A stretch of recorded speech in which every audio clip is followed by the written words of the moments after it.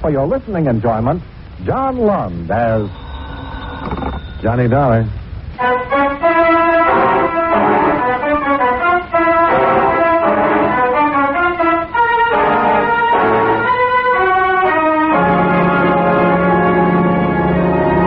Expense account submitted by Special Investigator Johnny Dollar to the International Insurance Corporation, International Building, Hartford, Connecticut.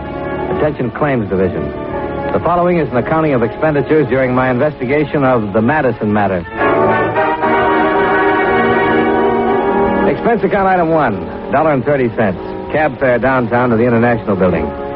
I went up to the 10th floor in Paul Dupre's office to find him sitting across the desk from a tall, dark-haired woman in her early 30s. She was pretty, she was quiet, she was well-dressed. Oh, hello, Johnny. Come on in. Hi, Paul. This is Mrs. Walker, Mr. Dollar. How do you do? How do you do? Sit down, Johnny. Make yourself comfortable. Mrs. Walker came to see me this morning with a most unusual story. Something Johnny. about being dead? Yes. Mrs. Walker, Mr. Dollar will be handling this matter for International.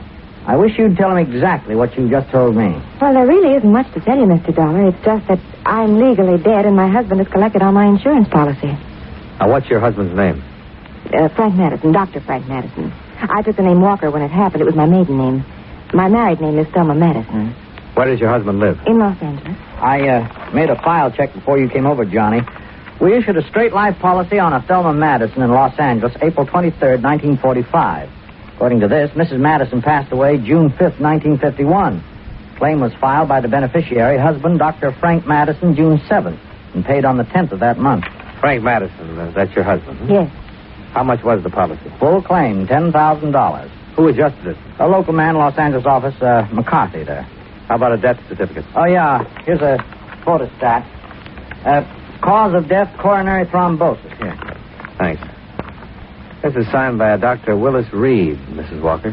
Do you know Dr. Reed? Yes, he's a friend of my husband's. They share medical offices. Suppose you tell me how it worked. Well, one night Frank had a patient who was in pretty bad shape. A girl had been drinking somewhat and saw his shingle and just came in the office. She said she was feeling badly. I was there helping Frank, acting as receptionist. The girl had a heart failure in the examining room. You mean she died? Yes, there was nothing anybody could do. It was just one of those things. Anyone there besides you and your husband? No. Well, how did all this work out? Well, we looked in her purse and found the address for her in Jersey City. No Los Angeles address? No, so we put in a long-distance phone call to the place in New Jersey. It was an apartment. We talked to the manager there. I see. He told us that the girl's mother had died very suddenly 2 days before and that her daughter was out in Los Angeles and he'd been trying to locate her to ask her what to do with the body. What was the girl's name? Wanda Thompson. Go on. The man we talked to on the phone was quite upset. He didn't know what to do about the mother who had died in his apartment building, and he told us that the daughter was all she'd had in the world. In other words, Wanda Thompson was completely alone. Yes, as far as we knew. I see. Well, we didn't tell the man that she was dead, too. When Frank hung up the phone, he turned to me and said that we were in luck. I asked him what he meant, and he told me his idea. You mean to use her body? Yes, he called Dr. Reed and asked him to come over. Dr. Reed had never seen me, and he made out the death certificate. In your name? Yes, that's right. And your husband collected your insurance? Why? Well, he needed money. Seemed a good way to get it without too much trouble. Well, what was supposed to happen? Well, I don't know. We didn't plan that far. I mean, I thought that Frank would eventually close his practice and come to New York, and we'd be together again.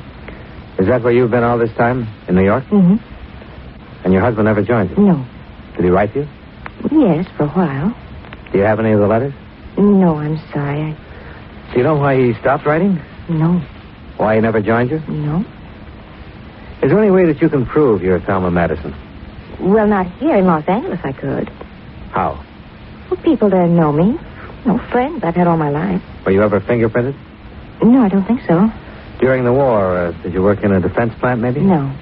Did you ever have a postal savings account? No. How about a California driver's license? No, I'm sure I don't have my fingerprints on file anywhere. Would you be willing to furnish me with a list of names, people who'd identify you if asked to? People in Los Angeles? Yes. Yes, I would.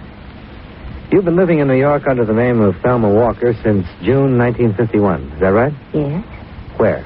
2218 East 57th Street. I still have my apartment there. Have you been working? Yes, as a laboratory assistant, Hyde Park Stations Incorporated. My boss is Mr. Platt. Oh, I put in a call to them earlier, Johnny. Mr. Platt said he's employed an assistant named Thelma Walker for the last 16 months, but she hasn't been in for a week or so. I described this woman to him, and he said it sounded like her. Mm-hmm. Did you get any of the insurance money, Mrs. Walker? Not a dime. Were you supposed to? I suppose so. Would you say that this whole thing was your husband's idea? Yes. Well, you're the one who seems to have lost all around, Mrs. Walker. Well, what did you expect to get out of it? Well, I did it for Frank. What about Wanda Thompson and her people, if she has any? She hasn't. Very few people in this world are without somebody, somewhere. Would you be willing to sign a statement containing all the information you've given me here today? Yes. You realize that if what you tell me is true, that you'll be criminally charged? Yes.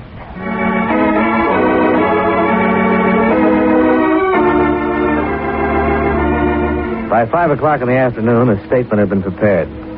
Thelma Walker signed it without hesitation. I talked with Dupre in the outer office. Well, Johnny, I don't even have to go up to legal to know that every word of this will have to be verified before we can take any action. Well, if half of it's true, we're in business. Oh? She didn't give us any good reason for coming here. Well, maybe she has a conscience. She wouldn't have done it in the first place if she had. In the second place, she couldn't have lived with it for almost 2 years. And in the third place, there's an awful lot of coincidence. Yeah, but suppose it's true. Well, then it's the neatest thing since the ball bearing. What worries you most? Well, I said before, she might be a crackpot with a good imagination. Well, let's find out.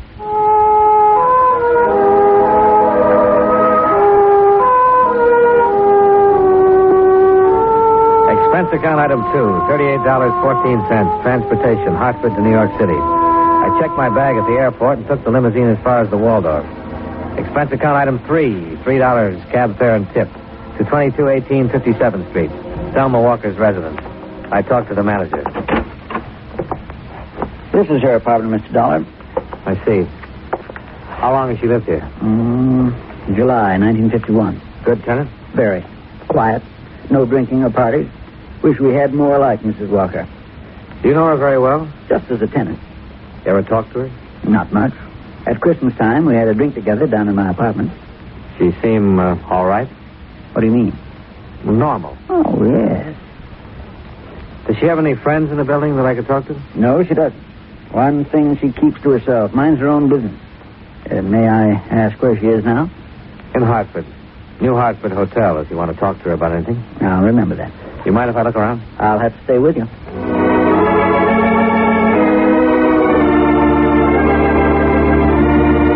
I found nothing in Thelma Walker's apartment that would help verify or disprove her story. An hour later, I located Mr. Platt, the proprietor of the Hyde Park Laboratories where Thelma Walker worked. His answers concerning her conduct, habits, and attitude were identical with those of the apartment house manager. I checked with 2 people who worked with her. The same. By midnight, I was back out at the airport. Expense account item 4, $2.25. Long-distance phone call to Hartford.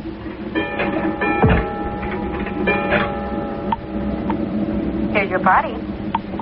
Hello? Hello? This is Johnny Dollar. Oh, hi, Johnny. What'd you find out? All clear here. Her story checks out about living in New York. Well, we better go on with it then. Oh, I have some news. I talked to the coroner's office in Jersey City. Oh? Mabel Claire Thompson, age 61, died there June 3rd, 1951. The body was unclaimed and the county buried her. They were unable to locate her only known kin, her daughter, Wanda Thompson. She's believed to be in Los Angeles. See if you can find a picture and some prints on Wanda Thompson. All right, Johnny.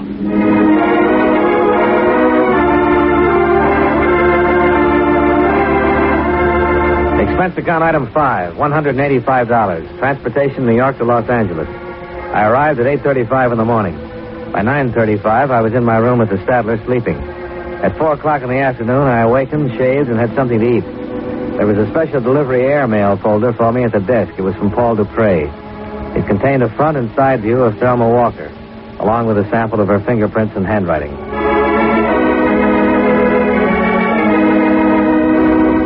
Expense account item 6, $15. Car rental, so I could get around to very big Los Angeles. I caught a woman by the name of Quincy just as she was having a bite of dinner. Please excuse me for eating like this while you're here, Mr. Dollar, but I'm in a terrible hurry tonight. I have a date. Oh, that's all right, Miss Quincy. I'm intruding anyhow. No, not at all. You say you're from an insurance company? That's right. I thought perhaps you could help me. I'll try. What do you want? Well, I'd like to have you look at this. Mm-hmm. Do you know the woman in this picture, Miss Quincy? Well, she looks terribly familiar. Do you know her name? Let me think. Yes, I know that girl. Of course, that was Thelma Madison. Frank Madison's wife? Yes, poor Thelma died a year or so ago, very suddenly. How well did you know her? No, we played bridge together occasionally. We went shopping. I used to work for Dr. Madison as a receptionist. How long ago was this? A couple of years ago. I quit to take the job I have now. But you did know Mrs. Madison? Yes, of course. She was in the office a lot of the time. And you're absolutely positive this is a picture of her? Well, yes. Is there any doubt? Well, we just want to be sure. Well, the poor girl's been dead almost 2 years. Aren't you sure? Yes. You know, I don't think she's been exactly telling me the truth. I just had your name on a list, Miss Quincy. I was told you'd be able to recognize a picture of Thelma Madison if you saw it. Oh, who told you that? I'd rather not say. So mysterious. You want some coffee? No, thanks. Well, you look nice enough, I'll say that. Oh, thank you. Miss Quincy, when did you hear about Mrs. Madison's death? The day after it happened. I dropped in to see Dr. Madison about some things I'd left there, and he told me what had happened. It was quite a shock. She was always so healthy.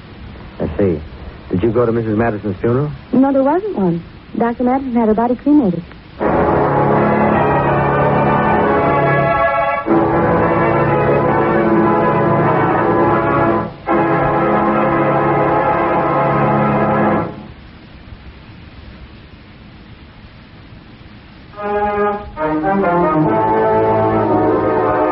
And now, with our star, John Lund, we bring you the second act of Yours Truly, Johnny Dollar.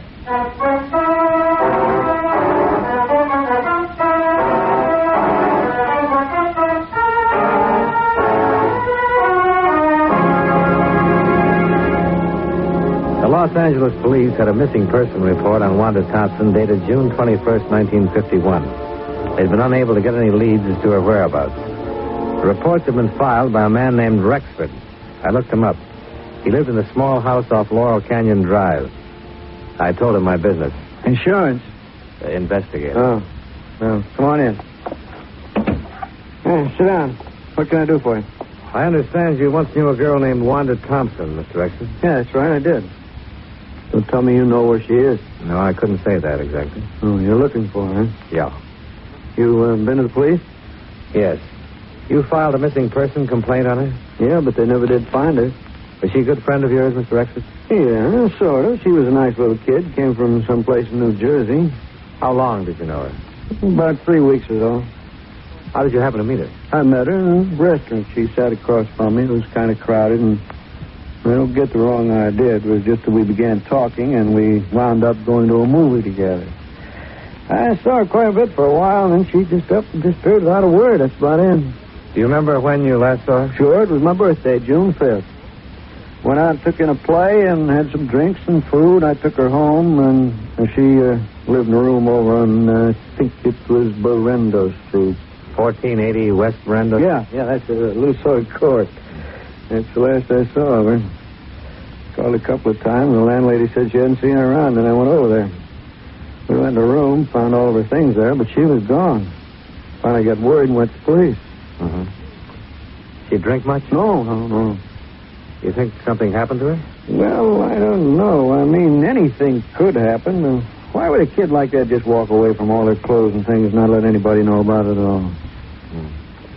Did she know many other people in town? Well, I told the police that I didn't think she did. I never heard her talk about anybody else. I knew she'd only been here for a little while, so she came here for her health.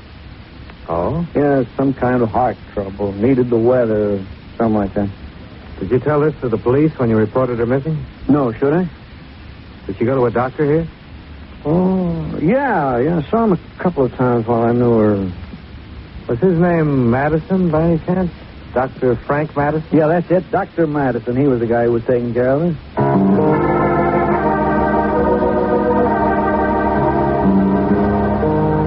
I spent another hour questioning Anthony Rexford. As far as he was able to remember, Wanda Thompson's heart condition had not been a serious one. Or at least she had explained it that way to him. After I left Rexford, I checked with the telephone company about the phone call Dr. Madison was supposed to have placed to Jersey City the night of Wanda Thompson's death. They had no record of any such call being completed. I decided to try Dr. Madison himself. Well, what can I do for you, Mr. Dollar? I'm an insurance investigator, Doctor. I understand you once treated a patient named Wanda Thompson. Wanda Thompson? Wanda Thompson? I don't remember. What did I treat her for? A heart condition. Oh, well, soon find out. Thompson. One. When was this? Oh, almost 2 years ago. I don't have the exact date. Well, I don't have a Wanda Thompson in my file, Mr. Dollar. Was it something important? Pretty important. Well, she might have come in once for some little thing. I wouldn't make a history of that necessarily. A man she once knew here told me that she came to you a few times. Could have been another Dr. Madison? No, she told him it was you. That's fine. Well, say, now, wait a minute. You say this was 2 years ago? About that. My wife was acting as receptionist for me then. She wasn't too good at keeping records. Oh. You suppose I could talk to her and ask her? My wife is dead, Mr. Dollar. Oh.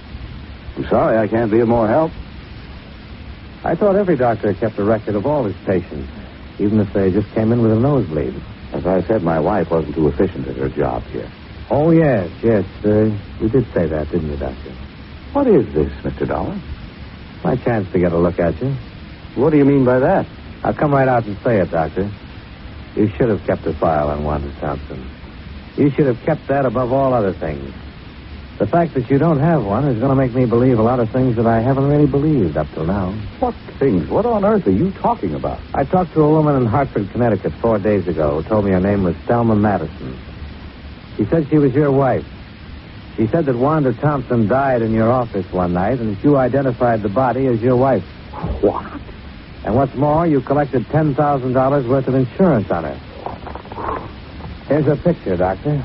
Is this your dead wife? Well? All right, I'll tell you. It is your wife. And she's still very much alive. And the story she told me in Hartford is pretty much the truth. I've never seen this woman before in my life. That's funny. 14 people in Los Angeles who knew her pretty well have seen that picture, and all of them say her name is Thelma Madison and she was your wife. I've talked to every one of them, and I've got statements from them to that effect. And what's more, I have a rather long statement from Thelma Madison herself. Tells the whole story. Would you like to read it? No. Then maybe you'd like to make a statement yourself. I have nothing to say, Mr. Dollar. No, I didn't think you would, Doctor.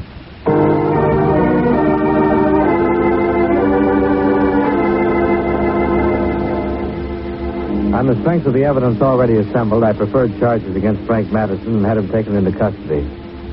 He refused to talk with the police or with me about any of the charges of which he was accused. He was held without bail pending investigation.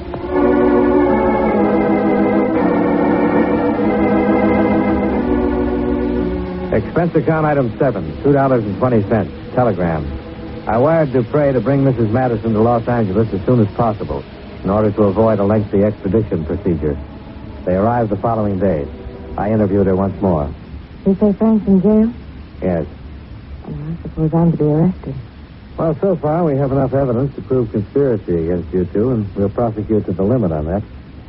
There'll be some other charges against him, business with the body and so on. Yes. But there's something else here I want to get straightened out. Let me read this to you. A girl whom we later found out to be Wanda Thompson walked into the office on the night of June 5th, 1951, and complained of feeling ill. She'd been drinking. My husband took her into the examination room, excuse me, where she died a few minutes later of a heart condition. Those are your words in this sworn statement. Yes.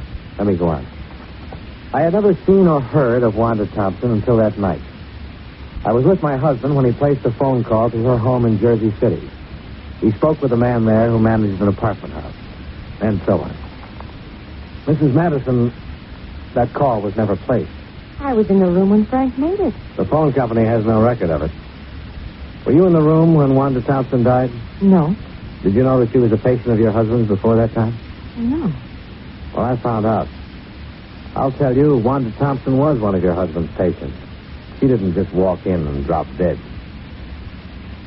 I talked to a man who knew Wanda Thompson. She told him about going to your husband for treatment. How do you explain that? I didn't know it. You said you were acting as receptionist. When she gave you her name, didn't you look into your index to see if you... No, I didn't at all. Now, look, Mrs. Madison. A lot of these things you told me have been true, but a lot of them don't make sense. Well, you wouldn't know anything about any of it if I hadn't come to you. Well, maybe that's so. But why do you think we've gone to the expense and trouble of checking all this? I'll tell you. Because it was just too good to be real. A girl alone and friendless in Los Angeles dying of a heart attack in a doctor's office. A doctor who needs money and has a wife who's heavily insured. It's too much for us to take. Even with a signed statement, it's too much to take. Wanda Thompson was a patient of your husband. He came in his office one day like anybody else. You or your husband took her personal history. And you noticed that she only had one relative in the world who'd be worried if she died. A mother way back in Jersey City. What are you talking about? I'm talking about a premeditated, planned murder. That's what I'm talking about. When that mother died suddenly, there was nobody to worry about poor little Wanda Thompson anymore. Nobody to ask questions about her. Am I right? Yes, you're right. Do you want to tell me about it? Warren had been in to see Frank twice before. He knew all about her. And that night when she came in the office, she said she'd just received word that her mother had died suddenly. She asked for something to make her sleep. Frank took her back in the examination room. Go on. A few minutes later, he buzzed me to come back. Wanda was lying on the table, dead. Mm-hmm. Frank looked kind of strange. Crazy. He said that Wanda had had a sudden heart attack and died before he could do anything. Well, I knew it wasn't so. There was a hypodermic on the stand. He'd given her something. I just didn't think he'd go that far. Hadn't he discussed something like that with you before? No, I swear he hadn't said a word to me before that night. And he had it all planned when he called me back in the examination room. He called Dr. Reed on the phone and told him that his wife was very ill and asked him to come over and help out. When Dr. Reed got there, he showed him that poor girl. He said it was me. And that's how Reed signed the death certificate? Yes. Where were you all this time? In Frank's office, I heard every word. But you didn't say anything? Well, no, I was too stunned by it all, I guess. When did you leave town? That same night. Frank made me. He said he'd handle everything. I accused him of killing Wanda, and he said that she just died there. But I know it wasn't so. Okay. You want a cigarette? Yes, please. Here you go.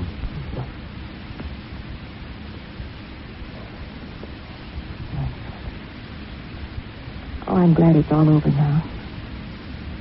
I'm terribly glad.